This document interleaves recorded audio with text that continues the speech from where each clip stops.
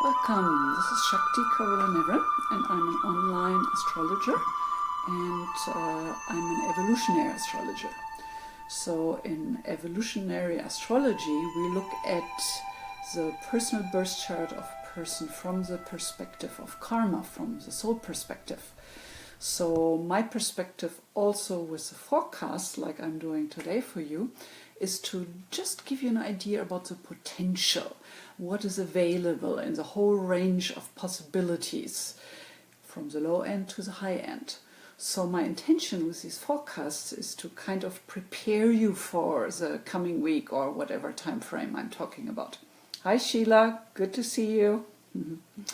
So when you're here live with me, then you can ask live questions and I will make sure to cover them.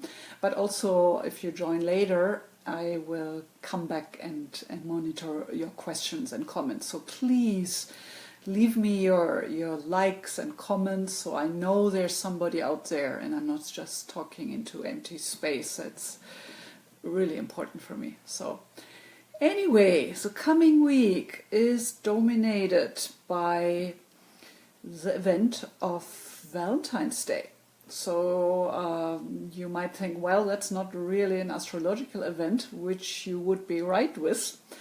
But we do have astrological principles I want to discuss a little, which will help you to understand more about what you're looking for and what really makes a relationship work. So hang in there here with me and we will have a little love relationship discussion today.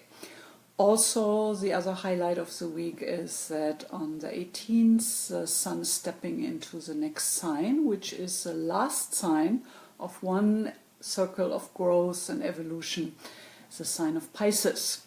So that will be for a month a big shift into some kind of integration, an invitation to look at things from a higher visionary perspective. So as much as we look at Venus as a goddess of love and harmony, which is related to the Valentine's Day, Neptune, the ruler of Pisces, is looked at the higher octave of Venus. So that's why I really want to talk about love and relationship and how we can thrive in that for this week. Okay, so let's start with Valentine's Day. I think we all agree that it's kind of a very commercialized event. And I don't actually know, because I'm from Germany, what the roots are of Valentine's Day. But I do think that it's a good day to have a day in the year where we think about relationship, we think about love, we think about our needs and how we go out into the world and connect from the heart. And to be more kind and open in that space. So I think it's actually a pretty nice thing to have a one day of the year kind of where we do that, where we pay attention to love and relationship and we express our appreciation and our gratitude to the people we have in our life. Usually it's the intimate connection, the love relationship we would think about first. But Venus is just our heart space, so it's also about friends and especially the close, the best girlfriend kind of thing. So it's a good day to really include all those people you have around yourself, which are your chosen family and your family. So in astrology, Venus and Moon are the first planets we look for when we want to see in a chart what does this person need in a relationship. And let me tell you, we need very different things in relationships. So, for example, if Venus is in one of the air signs, what you need in a relationship is inspiration. You need to be inspired. You need to have good talks. Communication will be really, really in the foreground. If you have Venus in one of the earth signs, then you need somebody who's walking his or her talk, somebody who's reliable, somebody who's grounded in reality, somebody you can count on. So that would be in the foreground. And then if you have the Venus in one of the water signs, you need to have that sense of beingness together, that ability to sit in front of a fireplace and be quiet and just sense the connection of the present moment you have there with your loved one. So of course, for all this you would need to have your birth chart, and if you don't know or have your birth chart yet, you can go to my website and put in your information and get your chart. So my website is Maui Astrology Reading, and there is a link down there for you. You also, when you're on the site, make sure you sign up for your newsletter, because then I can keep you in the loop with these forecast readings. So Diane, hi, good to see you. So the other planet we look for our relationship needs would be Moon. Moon is symbolizing our heart, our soul, our emotional needs to feel safe first and comfortable. So if you know what you need in that arena, it's so much easier to say no, and to be discriminative, and to choose well. And that's why, the older we get, we usually have a better track record in choosing partners, because we've tried things out, we know who we are more, and we can choose accordingly. So the Moon is kind of in the chart your emotional set point. It's kind of how you filter the world. And archetypally, the Moon stands for the Divine Mother, but also for the inner child. So here we have the quality of our ability to nurture and care for others, but also, of course, we have needs ourselves. We need to feel comfortable. We need to be kind of feel full and overflowing in order to really give from a fullness. So in the chart of a woman, I always look at the Mars and the Sun to determine what is the mate you're looking for, what are the qualities you resonate with. And let me tell you, if you don't choose well and your mate doesn't have the qualities shown in your birth chart, then you're going to try to change that person out there. And I think we all know by now that that is not really successful. So changing the other only goes so far. I mean, we know it's hard enough to change our own self and our own patterns and strategies. But to change the other, you can really just let it go. It's not going to work. So more you know about what really on a deeper soul level fits with you and your chart. Of course, you would need a personal reading, but I can give you some pointers here. So Sun and Mars are both the planets which are representing the male principle. That's why I said this is what I would look for in the chart of a woman to determine what is their perfect mate, as far as that even exists. So Sun is a symbol of life force, of identity, of how we shine into the world. So Mars is our life force in an action way. Mars is passion. So both are ruling fire signs. So there is this kind of action energy flowing, doing, changing the world. So wherever those planets are, this gives you an idea what really turns you on, what you're looking for, what kind of resonates with that principle you carry inside of yourself. But as we know, relationships is a big field where all this projection is happening. So if you, for example, have your Mars in Aries, You want somebody who's passionate. You want somebody who stands for something, somebody who is good in taking action, and somebody to have great sex with as well. So according to where the Mars is, you can kind of fine-tune what you're looking for, and then of course how it's aspected, in which house it is, will add a quality on top of that. Okay, Sun in Aries, house 12. Okay, so here we have the example of the Sun in Aries. So again, you're looking for somebody who is action-oriented, somebody who is courageous, somebody who's willing to confront his fears and do things anyway. And of course, Diane, you're carrying that quality inside of yourself. So you are learning about that quality. So if you connect with a partner who kind of mirrors you that, it will mean that you have more chance to integrate that inside of yourself.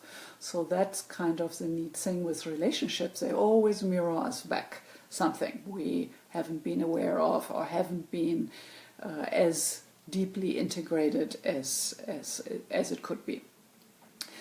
So I also want to discuss for a moment what love is really about. Of course, astrologically it would be have to do with the Venus, but what is love really? I mean, we say we fall in love with somebody, we feel attracted sexually or from the energy more generally from somebody. And we call that love. So it makes us feel in a certain way by interacting with somebody out there. So of course we can say, okay, a lot of that is projection. We perceive that person in a certain way and that kind of stimulates us and makes us happy. The thing is that we use those connections with the other out there in order to raise our own consciousness. So if I would have to answer the question, what is love, I would say it's a state of consciousness. And whatever we perceive out there in the world just helps us to raise our own frequency into a higher state.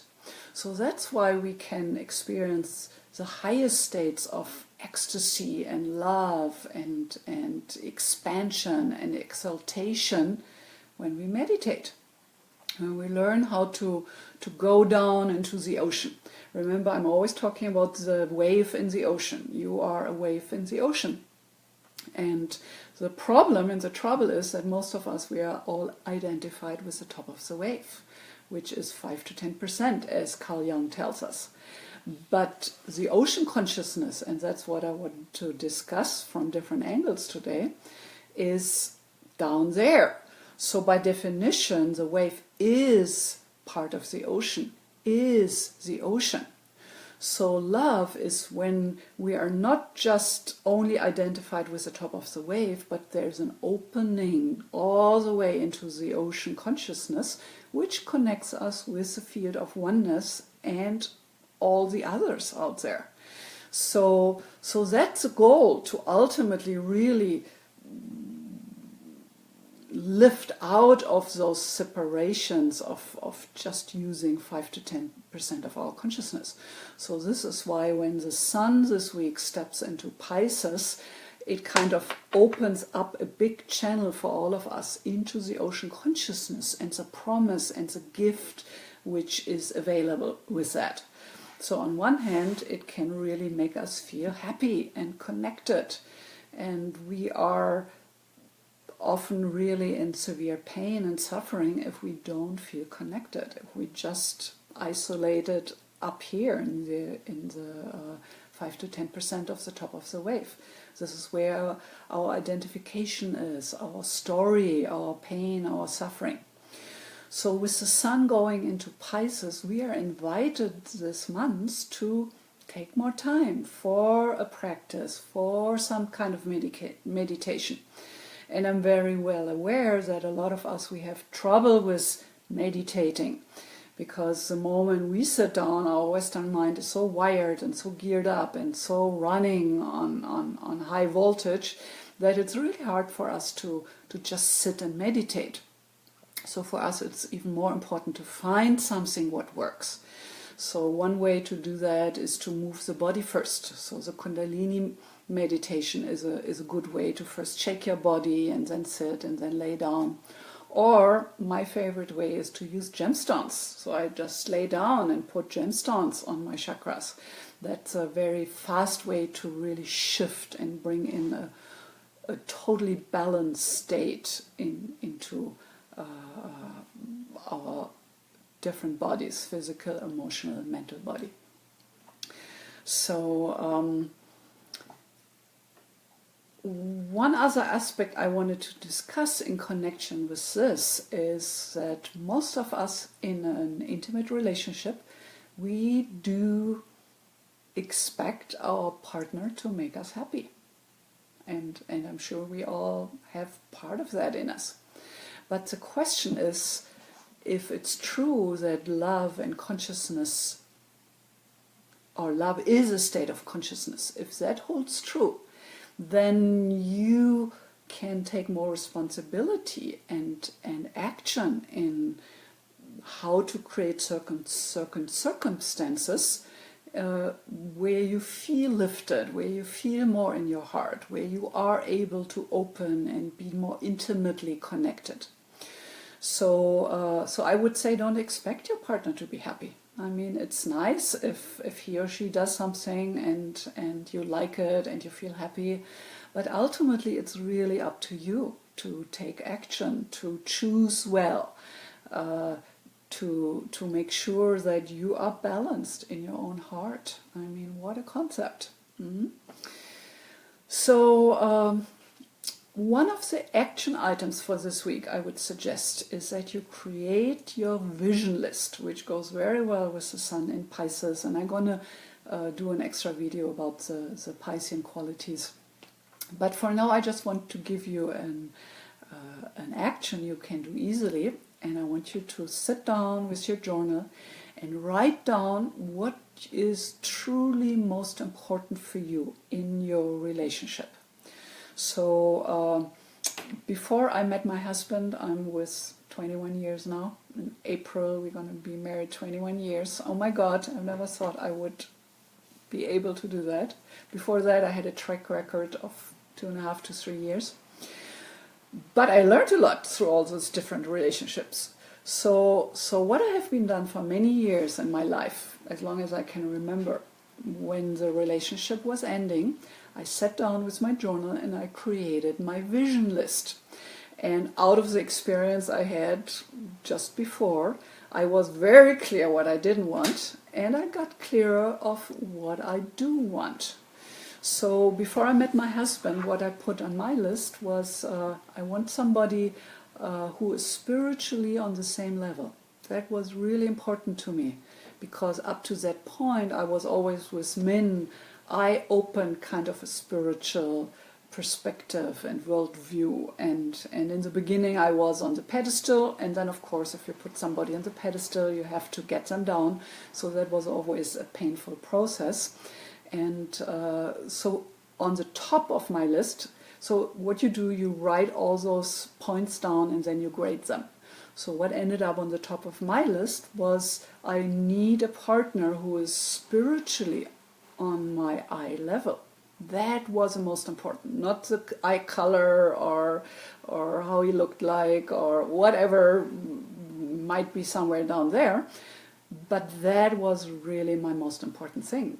And I think that's the reason why we made it work for 21 years and ever deepening. And whenever we made it through those almost breakup points, the relationship and the intimacy deepened. So that's why even if you are in a relationship, you want to write down those points. So if it's important for you to go out and to do something together, like go and see movies or go to the theater together, just put it all on your list, and then at the end you kind of rate it. It's very powerful to do when you are not in a relationship, because what it does, it kind of sharpens your consciousness in what you're looking for. So if you know somebody needs to be on your eye level spiritually, and you meet somebody who's kind of nice and there's some spark going there, but he has no idea, he doesn't believe in spirituality, he has never meditated in his life, so then you know that's probably not worth your time. So that way that list can be really powerful, and it becomes part of your unconsciousness and part of your attraction point. So these are some thoughts here. Another way to write this specific wave this week is to use pearls. I know I have talked about pearls before, but so many of you haven't listened to everything I've done, so it's just the best stone for this week. So pearls, I would almost say pearls are girl's best friend. And when I was still making jewelry, I often combined pearls with diamonds, because pearls are the ultimate feminine energy. So they're Moon and Venus and Neptune. So they come out of the ocean. We attribute to the Lord Neptune, the Lord of the ocean. So, and of course, Neptune is also looked at the archetype of the mystic. So pearls are wonderful to really connect with your heart, with that sensitivity, with that vulnerability, and listen to that heart and know what you need, and then ask for it. So what I really like about pearls is really the story is how they grow, how they're created. So there's an oyster, and originally they would a little kernel, a little sand piece would end up in the oyster, and the oyster would create the pearl around it in order to heal the wound, and in order to separate it from the vulnerability of the surrounding flesh. So as a result, there is that beautiful, round or colorful specimen of a pearl. So of course you can wear them in necklaces, in rings, earrings, rings, necklaces. This one I wanted to show you because I like it when they have all these kind of different colors in them, and you can tell that shine, that beautiful milky moon-like reflection. So I think with pearls it's very obvious to see why we attribute them to Moon, Venus and Neptune. So if you have pearls, get them out this week, wear them, put them on your body, but also you could just lay down and put a handful of them onto your heart and just drop into the zone, into the ocean consciousness, and see what it brings up for you. So yeah, I think that's all I wanted to talk about this week for you. So I hope you have fun with creating your vision list, and keep them. I mean, it's always good to go back, and it's amazing to see how the person you're meeting out there is really connecting to the qualities you were asking for.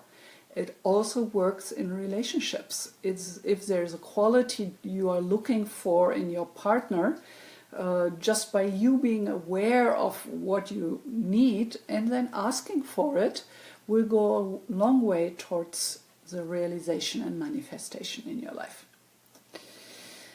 Okay, you guys, it's so nice to have you visit with me. I almost look forward now to my Saturday little talk.